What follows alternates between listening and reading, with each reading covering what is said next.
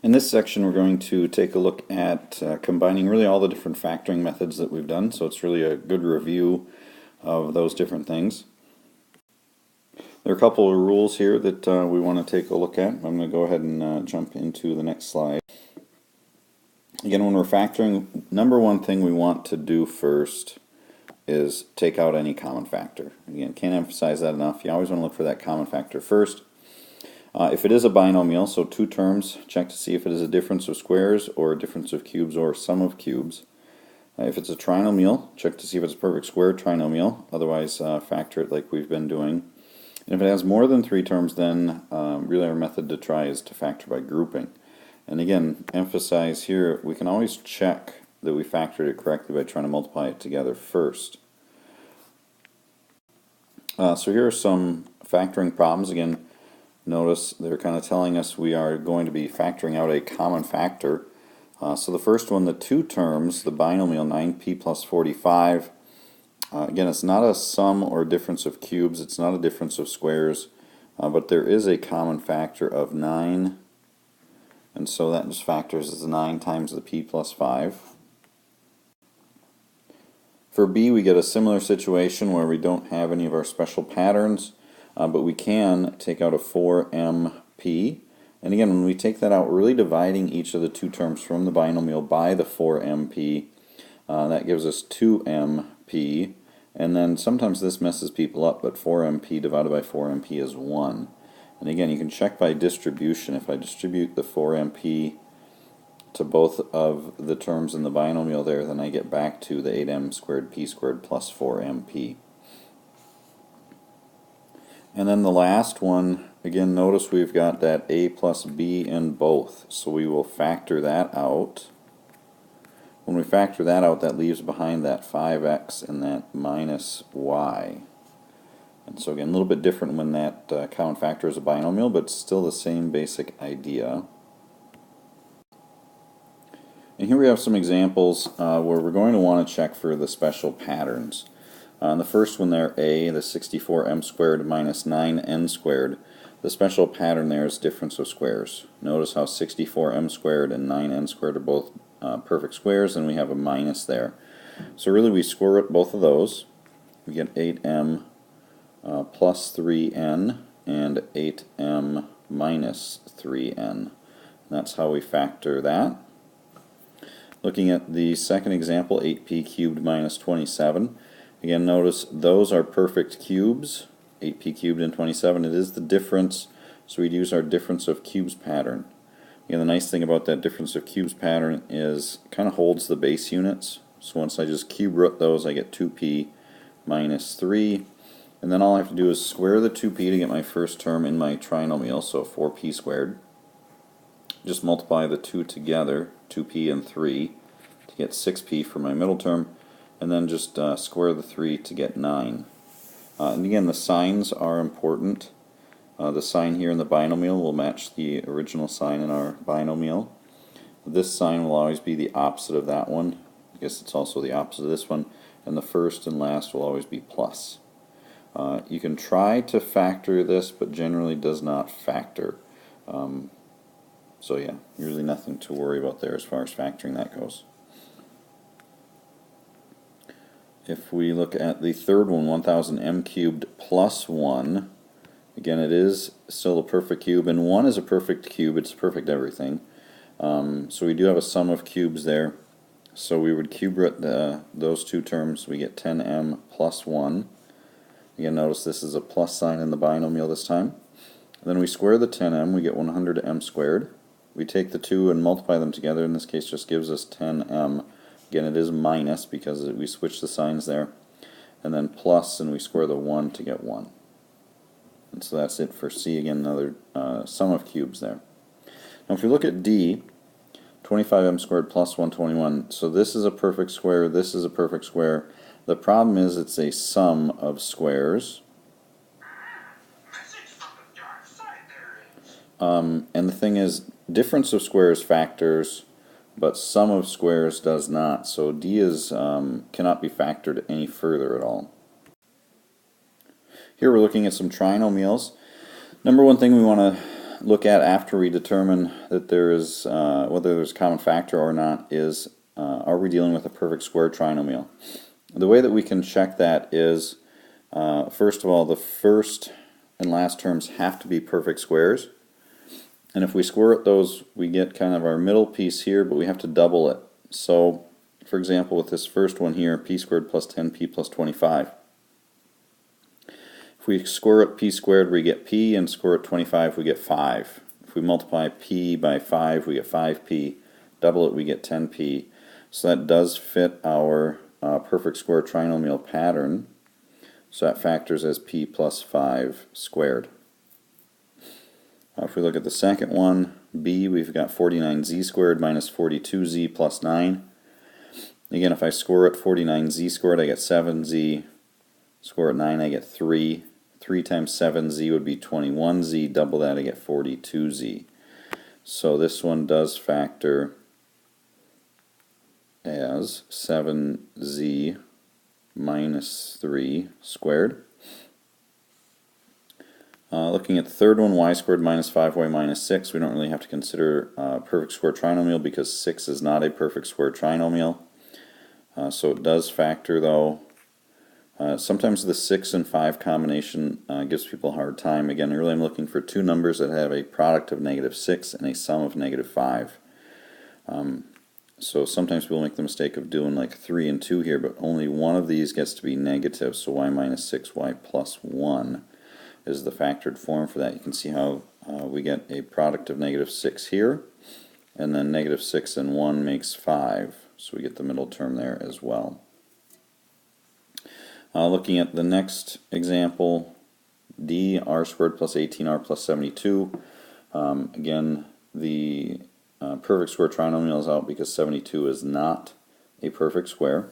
So then we try to look at the factors for 72 and come up with two that will end up giving us 18.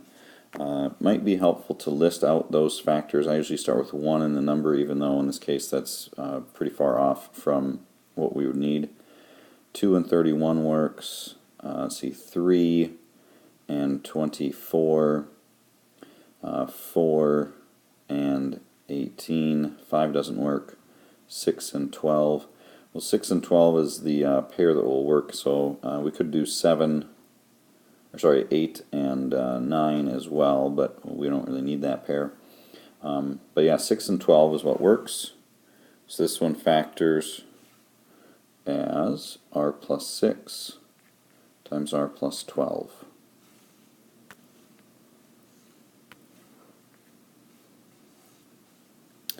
Let's see, looking at the next one, E, so it's a little different because we got the 2k squared minus the k minus 6. So again, dealing with that 2 means that I have to consider, let's bring this down here, 2k squared minus k minus 6. I have to consider that I have to have a 1 and a 2 here, so one of these numbers is going to get multiplied by 2, the other will be multiplied by 1, trying to get a product of a negative 1 there. What's going to happen there is if I take the negative 2 and I multiply that by the 2, it'll give me negative 4, this will give me 3.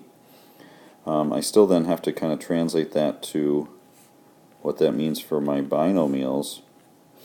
So the 2k, 2 multiplies the minus 2, so the minus 2 will go there. The 1k multiplies the 3, so the plus 3 goes there. And again, you can double check that by multiplying that together, but that will certainly give us 2k squared minus k minus 6. And then the last one, 28z squared plus 6z minus 10.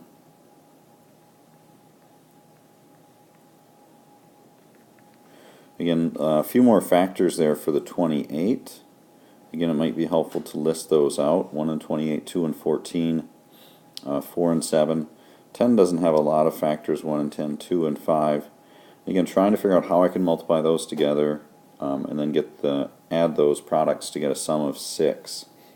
Some of those we should be able to eliminate pretty quickly, like the 28 and the 10, 28 and 5, 28 and 2. So those are all too far away from really getting the 6, so we can eliminate that pretty quickly. The 2 and the 14, very similar there, where it's going to be tough to get a difference of 6. Like the 14 times the 10 is just way too big.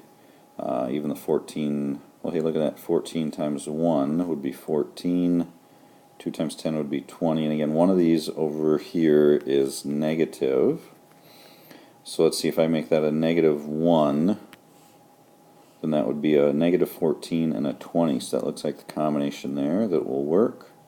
So in this case, it'll be a 2z and a 14z.